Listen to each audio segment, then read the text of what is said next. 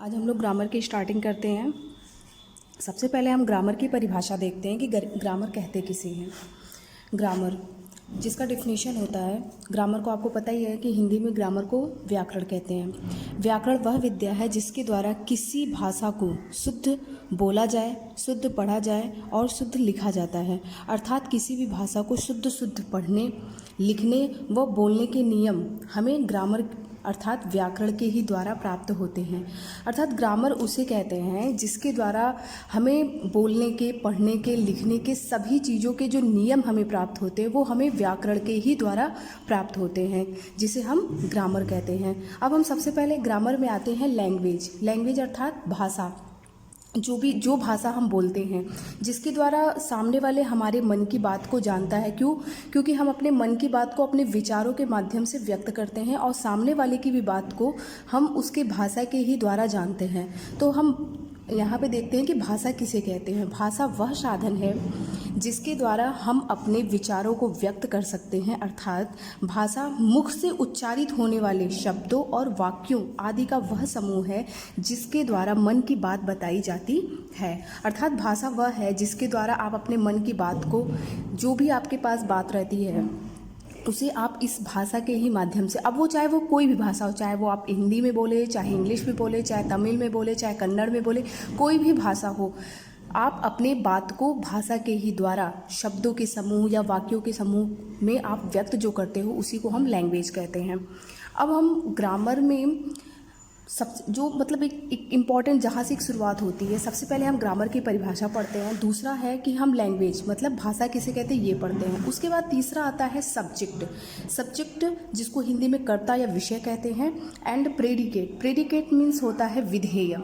अब हम इसके बारे में पढ़ते हैं, एक सीरियल वाइज हम पढ़ते हैं। सबसे पहले हमने ग्रामर पढ़ा, ग्रामर की डिफिनीशन, उसके बाद लैंग्वेज पढ़ा, लैंग्वेज के बाद सब्जेक्ट अर्थात सब्जेक्ट कहते किसे हैं, कर्ता।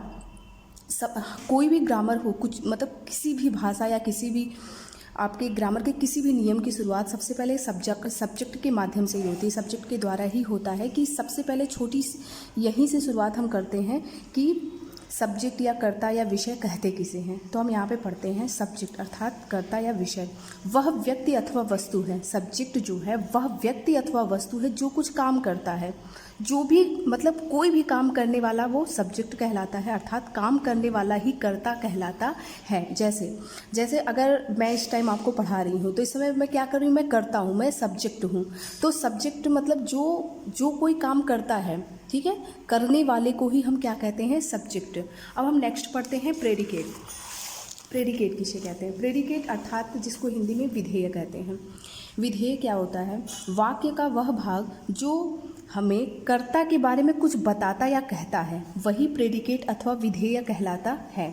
यानी कि सब्जेक्ट क्या हो गया? सब्जेक्ट जो कर रहा है, जो व्यक्ति है, जो काम कर रहा है, जो व्यक्ति काम कर रहा है, वो व्यक्ति ही आपका सब्जेक्ट, उस व्यक्ति का क्या नाम है, वो आपका सब्जेक्ट कहलाएगा, ठीक है।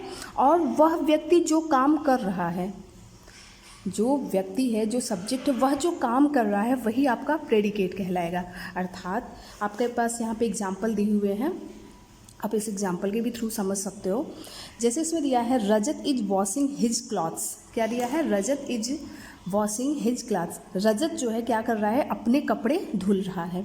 अब इसमें आपको सब्जेक्ट और प्रेडिकेट निकालना है, तो आप कैसे निकालोगे? अब इसमें आप देखोगे कि रजत जो काम कर रहा है वो कौन है? रजत काम कर रहा है। और क्या काम कर रहा है? इज वॉशिंग हिज क्लॉथ्स, अपने कपड़ों को वो क्या कर रहा है, धुल रहा है। तो रजत जो होगा वो आपका क्या कहलाएगा? सब्जेक्ट कहलाएगा। क्यों? क्योंकि रजत ही काम कर रहा है। और क्या काम कर रहा है? वो जो भी काम कर रहा हो वही आपका क्या कहलाएगा? प्रेडिकेट। मतलब काम करने वाला जो व्यक्ति होता है वो सब्जेक्ट कहलाता है, और वह व्यक्ति जो भी काम करता है वो आपका क्या कहलाता है? प्रेडिकेट कहलाता है। उसी तरीके से आपका दूसरा एग्जाम्पल है राम वाज प्लेइंग। राम ये भी आपका क्या है? नाम है। राम क्या कर रहा था? वाज प्लेइंग, खेल रहा था, ठीक है। तो राम वाज प्लेइंग, जब राम क्या कर रहा था? खेल रहा था। तो इसमें भी आपको सब्जेक्ट और प्रेडिकेट अगर निकालना हो तो आपका सब्जेक्ट कौन होगा? राम, क्योंकि काम किसके द्वारा किया जा रहा है? राम के द्वारा। द्वारा। तो राम जो होगा वो आपका क्या कहलाएगा, सब्जेक्ट कहलाएगा।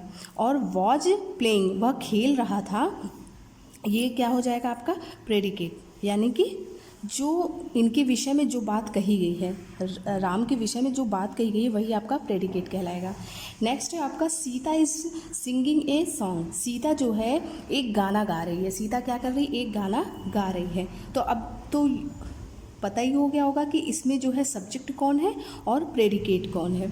तो आपको पता ही होगा, सीता अब क्या हो गई, सब्जेक्ट, क्योंकि ये काम कौन कर रहा है, सीता। गाना गाने का काम कौन कर रहा है, सीता। तो इसलिए सीता क्या कहलाएगी, सब्जेक्ट। और इज सिंगिंग ए सॉन्ग, वह एक गाना जो गा रही है, तो यही क्या कहलाएगा, प्रेडिकेट। मतलब कि सीता जो काम कर रही है वो सीता सब्जेक्ट, क्योंकि उसके द्वारा काम किया जा रहा है, तो ये सब्जेक्ट। और वह क्या कर रही है वही आपका क्या कहलाएगा, प्रेडिकेट। अब यहाँ पे आपको कुछ एग्जाम्पल्स दिए हुए हैं जो आपको करके दिखाने हैं। इसमें हमें लगता है कि आप लोगों को सब्जेक्ट और प्रेडिकेट तो समझ में आई गया होगा कि जो काम करता है उसे सब्जेक्ट कहते हैं और वह क्या काम करता है ये आपका प्रेडिकेट कहलाता है। अब आपको एग्जाम्पल यहाँ पे दिया हुआ है, ये आपको सब्जेक्ट और प्रेडिकेट इसमें छाट करके दिखाने हैं। जैसे इसमें दिया है फर्स्ट में, मधु इज़ गोइंग टू स्कूल, मधु जो है स्कूल जा रही है। अब इसमें सब्जेक्ट कौन है, प्रेडिकेट कौन है, ये आपको दिखाना है। नेक्स्ट है आपका राघव वाज प्लेइंग, राघव क्या कर रहा था, खेल रहा था।